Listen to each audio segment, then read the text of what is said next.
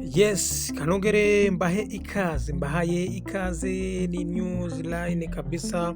Murabizi ko ari ya makuru y'abastari n'ibyamamare n'ibyegeranyo bigiye bitandukanye. Ubu rero reka turebere hamwe ibyegeranyo n'abateguriye. Ni abahanzi 10 bo mu gihugu cya Nigeria bakize kabisa kubera gukora umuziki kabisa, ukaba umaze kubageza kure cyane rero ku mwanya wa 10 tudatsinzwe. Reka duhere ku mwanya wa mbere tudatinze haraza abo bita Davido, afite miliyoni 40 z'amadolari kabisa, zimwe zimubarirwaho. N'umuhanzi Davido niwe uyoboye urutonde rw'abahanzi bakize mu gihugu cya Nigeria kuri miliyoni 40 z'amadolari y'amanyamerika. Rero ni Davido. Ku mwanya wa kabiri rero turasanga uwo bitse Wizkid akaba yibitseho amadolari agera muri miliyoni 30. Rero ni ku mwanya wa kabiri aho umuhanzi Adoyeji Bologu uzwi nka Wizkid na miliyoni 30 z'amadolari y'amanyamerika. Wizkid rero ukunda kwitwa Starboy, umva ko uyu musore nawe ari mu bayafite. Ku mwanya wa gatatu turasanga wise Burna Boy kuri miliyoni ze kabisa 18 z'amadolari y'amanyamerika.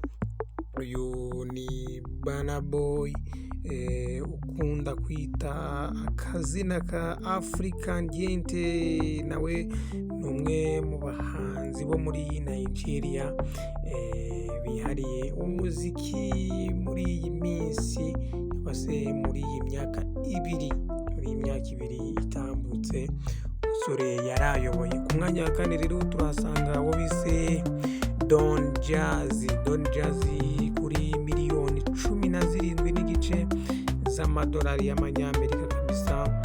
Ni umuhanzi nawe urumva ko afite agatubutse. Uyu rero akaba akorera mu nzu yitwa Mave Record, niwe uza ku mwanya wa kane na miliyoni 17,500 by'amadolari y'amanyamerika. Ku mwanya wa gatanu turasanga uwo bita Tubaba Idibia. Uyu rero afite miliyoni zigera muri 16 z'amadolari y'amanyamerika. Ni umwe mu bahanzi bo muri Nigeria batunze agatubutse, aho umutungo we ubarirwa muri miliyoni 16 z'amanyamerika kabisa. ni umugabo rero utagikunda kugaragara cyane mu muziki muri iyi myaka. Ku mwanya wa gatandatu turasanga Olamide kabisa, cyangwa se Mutigano, afite miliyoni 14 z'amadolari y'amanyamerika. N'umuhanzi Olamide nyir'inzu y'umuziki ya ABNR niwe uza ku mwanya wa gatandatu na miliyoni 14 z'amadolari kabisa y'amanyamerika. Uyu muhanzi kandi nawe ari mu bahagaze neza muri Nigeria, ndetse anamaze no kwamamara cyane mu ruhando mpuzamahanga. Ku mwanya wa karindwi turasanga Fino. Kuri muraperi rero Fino akaba n'inshuti magara y'umuhanzi Olamide, niwe uza ku mwanya wa karindwi na miliyoni 11 z'amadolari. Uyu mugabo uzwiho kugira ijwi rikakaye cyane, asanzwe ari no ku rutonde rw'abaraperi bakize ku mugabane wa Afurika. Uwo bita Timaya aza ku mwanya wa 8 rero.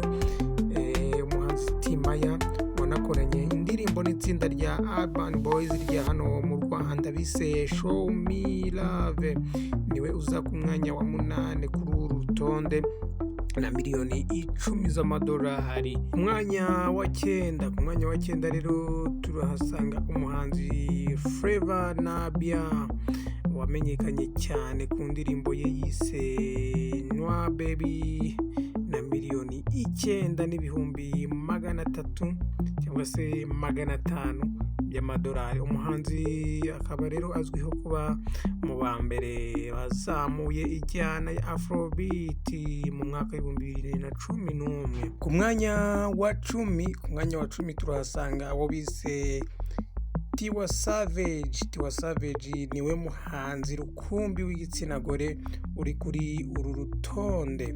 Uyu muhanzi rero uherutse kuririmba mu birori cyangwa se by'imikwa ry'umwami wo mu Bwongereza Charles, niwe uza ku mwanya wa 10 na miliyoni 9 z'amadolari. Uyu muhanzi rero ko yaririmbye mwaka wa 2023 muri umuhango wo kwimika umwami Charles w'Ubwongereza. Rero ni urutonde nari naguteguriye abahanzi 10 bafite